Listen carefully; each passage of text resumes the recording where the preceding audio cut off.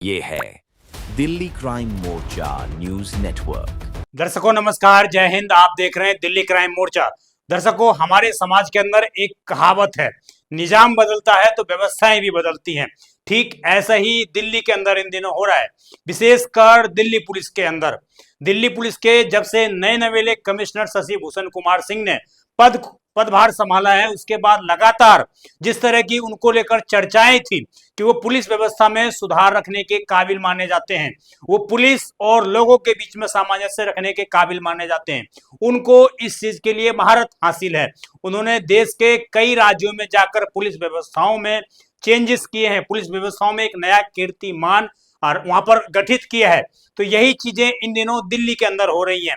जब से उन्होंने पुलिस कमिश्नर का पदभार संभाला है दिल्ली के अंदर, उसके बाद लगातार दिल्ली पुलिस के जवानों की क्लास लगी हुई है, लगातार दिल्ली पुलिस के जवान सस्पेंड हो रहे हैं। मैं ताजा खबर की बात करूं तो कल ही दिल्ली पुलिस के कमिश्नर के आदेश के बाद 28 पुलिस कर्मियों को अगले आदेश तक निलंबित कर दिया गया है। ये लिस्ट आप देख रहे हैं, जिसमें साफ तौर से आप देख सकते हैं हेड कांस्टेबल, इंस्पेक्टर के साथ ही तमाम सिपाहियों को भी सस्पेंड किया गया है। वहीं शाहबाद डेयरी के एसएचओ को तुरंत लाइन हाजिर कर दिया गया था। वास्तव में आखिरकार क्या हुआ था? दर्शकों, कल चूंकि आज जो है पीएम मोदी की दिल्ली राजधानी दिल्ली में एक रैली थी, द्वारका एक्सप्रेस वे जिस तरीके से वहां पर उद्घाटन करने का काम जो किया जा रहा था दिल्ली के भाग को, उसके लिए रैली थी। चूंकि आज ही रैली थी, तो कल दिल्ली पुलिस के कमिश्नर को पूरी जो वो व्यवस्था थी उसकी चाक चौबंद देखनी थी, क्या ऐसी व्यवस्था पीएम की रैली को लेकर है।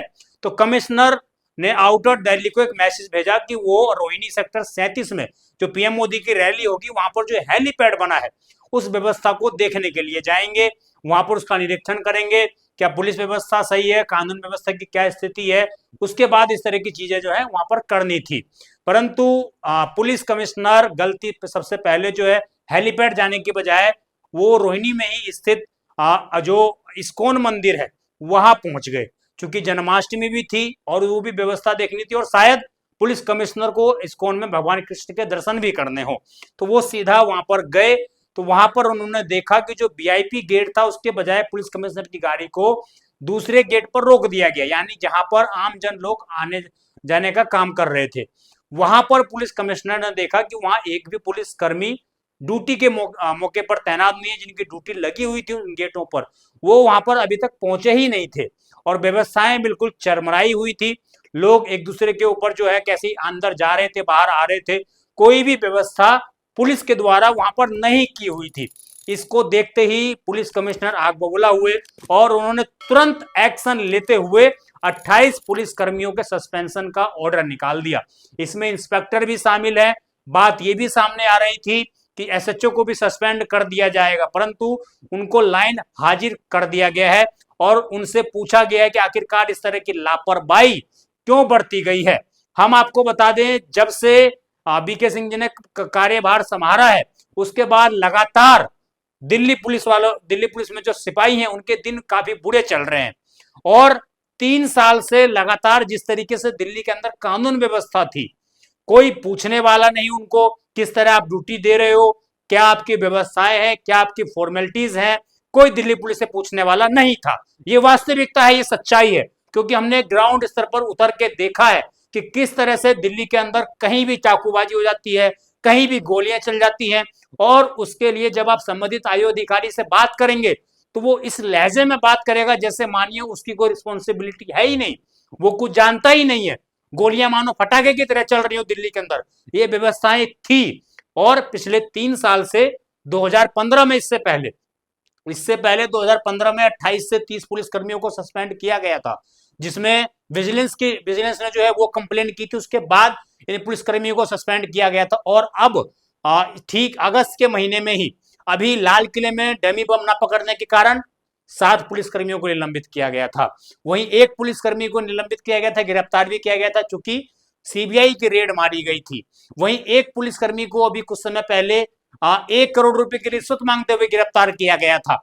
तो यानी कि दिल्ली के अंदर निजाम बदलने के बाद व्यवस्थाएं बदलती हुई कुछ हद तक दिखाई दे रही हैं।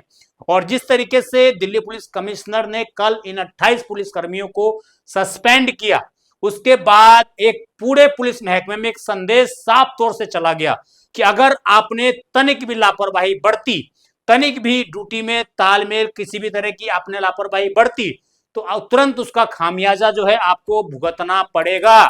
और निश्चित रूप से कल जो सस्पेंशन हुए हैं, हालांकि ये अगले आदेश तक अगर वो इस तरह की गलती मान लेते हैं या किसी तरह की इंटरनल बातचीत हो जाती है तो शायद क्या पता उनको वापस ड्यूटी पर बुला लिया जाए, लेकिन ये साफ संदेश दे दिया गया है कि आपकी जहां पर ड्यूटी लगी है वहां आपको समय से जाना होगा, जहां से आपको कंप्लेन आई है वहां की निश्चित रूप से आपको व्यवस्थाएं देनी होंगी, वहां की अपग्रेड क्या हुई है वो चीजें उनको देनी होंगी।